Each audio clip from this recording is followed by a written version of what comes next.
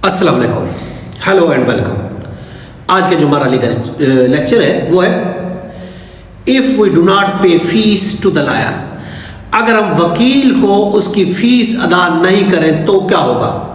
बहुत एक इम्पॉर्टेंट हमारा टॉपिक है। देखिए, वकील जो है वो सर्विसेज चार्जर लेता है, जो वो आपको सर्विस प्रोवाइड करता है आपके केस को प्लीड करने की, आपके केस को प्रोसीड करने की, आपके केस को डिफेंड करने की, वो उसकी चार्जेस होते हैं। याद रखें, कोई भी काम बिना फीस के नहीं होता।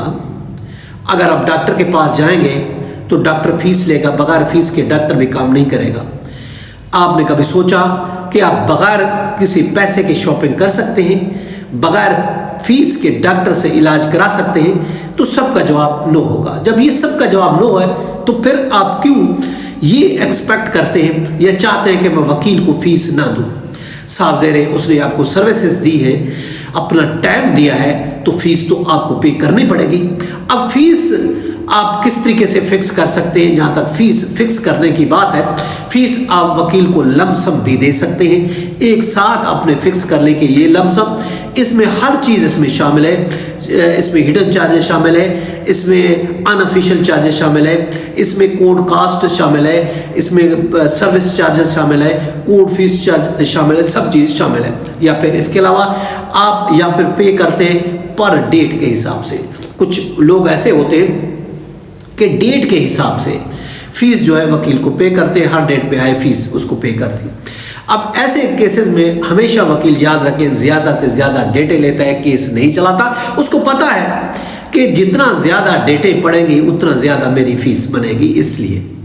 और जबकि अगर आपने किसी वकील को लमसम फीस पे की तो याद रखें वो जल्दी केस निपटाएगा।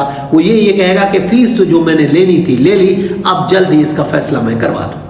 अब इसके अलावा फीस दूसरी एक एग्जीक्यूशन की फ़ीस है, कोर्ट फीस है, मिसलिनियस फीस है, ये भी फीसें भी याद रखें शामिल होती है। और अगर आप एक साथ नहीं दे सकते तो आपके पास ये भी ऑप्शन है कि आप वकील को फीस इंस्टॉलमेंट पर पे करें। अब आप ये चाहते हैं कि मेरी फिनेंशियल पोजीशन ऐसी है, मैंने वकील एंगेज कर दिया, फीस भी तय हो गई, अब मैं फीस नहीं दे रहा, तो इस तरीके से तो मसला ख़राब हो जाएगा। आप लमसम नहीं दे सकते, पर डेट दे दे, पर डेट नहीं दे सकते तो इंस्टॉलमेंट करा दें। अगर आप फीस नहीं दे सकते तो साहब आपको पेमेंट प्लान बनाना चाहिए। पेमेंट प्लान वकील के साथ करें, निगोशिएबल करें कि किस तरीके से फीस ऑफ कोर्स निगोशिएबल होती है कि किस तरीके से आप जो है उसकी सेटलमेंट करना चाहते हैं। अगर आप नहीं करेंगे तो फिर साफ ज़ाहिर आप फीस, आप कहते हैं कि मेरी, आपके पास दो ऑप्शन है। आप कहते हैं मेरे पास फीस है नहीं, मैं फीस अदा नहीं कर सकता, मेरी फिनेंशियल पोजीशन ऐसी है कि मैं अब फीस नहीं दे सकता। तो आप क्या करें?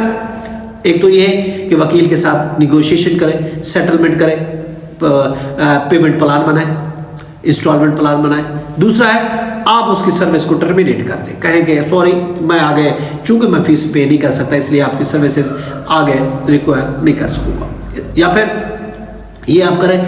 याद रखें, वकील को कभी भी झूठे वादे मत दें। मैं फीस आज देता हूँ, कल देता हूँ, परसों देता हूँ, अगली डेट पे दूंगा। कभी भी वकील को फॉल्स प्रॉमिस पर फीस के लिए नहीं रखेंगे, वरना याद रखेंगे आप उस चीज़ के खुद जिम्मेदार होंगे।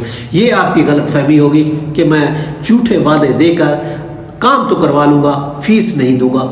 आप ऐसे कभी नहीं करें। वो वकील जो आपका डंट पेंट डालेगा केस का, वो आपको खुमियाजा बाद में भुगतना पड़ेगा। इसलिए बेहतर है अगर आप फीस नहीं दे सकते तो आप उसके साथ आप प्लान बनाएं, उसके पास इंस्टॉलमेंट का प्लान दें, निगोशिएबल करें, सेटलमेंट करें, या फिर आप उसकी सर्विस को टर्मिनेट करें। अगर आप ना सर्विस टर्मिनेट करते हैं उसकी और ना उसको आप फीस देते हैं, झूठे वादों पर रखा है, तो वकील क्या कर सकता है आपके खिलाफ? आपका केस अब विड्रा कर सकता है।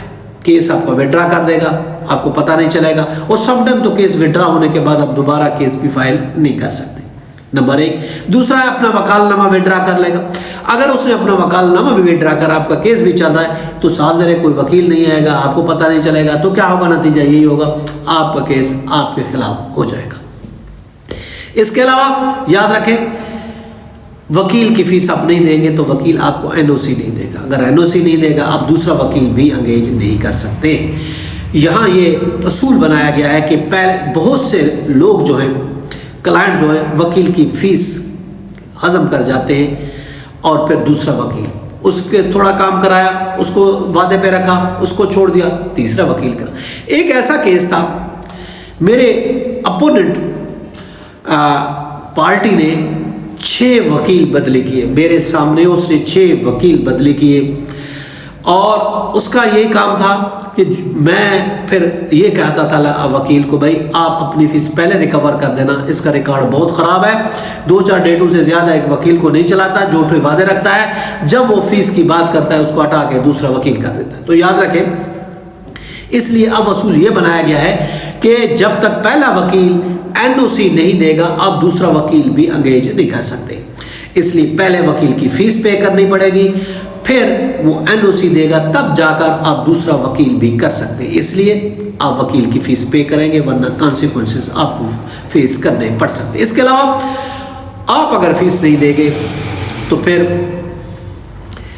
वो आपके खिलाफ स्यू भी कर सकता है। अपनी फीस के लिए वकील के पास कानून ये इजाज़त देता है, अगर कोई क्लाइंट वकील को उसकी चार्जेस नहीं देता, उसकी सर्विसेज फीस नहीं देता, तो वो आपके खिलाफ केस फाइल कर देगा, आपके खिलाफ स्यू कर देगा, सिविल कोर्ट में आपके खिलाफ फीस की रिकवरी का केस फाइल कर देगा। और ये भी हो सकता है कि वो गलत बयानी से भी काम ले, फीस कम थी ज़्यादा भी आपसे चार्ज करे अगर रिटर्न नहीं है प्रूफ। इसके अलावा आप अगर फीस नहीं देते तो फिर आपके केस में वकील इंटरेस्ट नहीं लेगा, और जब इंटरेस्ट नहीं लेगा आप सही तरीके से अपने केस को डिफेंड नहीं कर पाएंगे, अपने केस को आगे प्रोसीड नहीं कर पाएंगे, तो नतीजा यही होगा कि केस आपके खिलाफ हो जाएगा, आपके हुकूक आपको नहीं मिल सकेंगे।